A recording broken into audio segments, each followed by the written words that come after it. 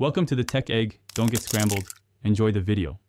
In this video, I will show you how to replace spark plugs on an Audi A3. First, gather your tools, including a 5/8" spark plug socket, a torque wrench, and a 10mm socket. Always ensure your engine is completely cool to prevent damage. You will also need to disconnect your car's negative battery terminal for safety before beginning any electrical work. Now, let's remove the old spark plugs. Begin by carefully pulling off the engine cover. Next, disconnect the electrical connectors from each ignition coil by pressing the release tab and pulling. Use a 10mm socket to remove the retaining bolts for each coil pack. Once the bolts are out, gently pull each ignition coil straight up to remove it, revealing the spark plugs below.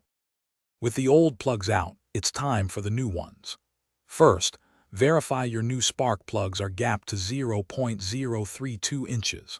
Apply a thin layer of anti-seize lubricant to the threads of each new plug.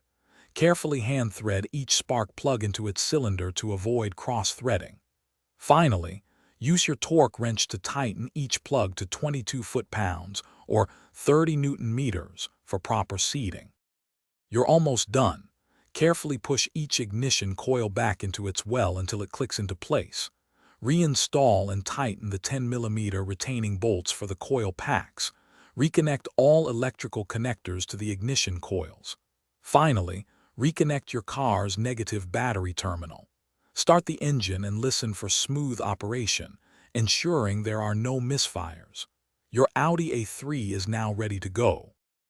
Thanks for watching. Consider subscribing if I helped unscramble your problems.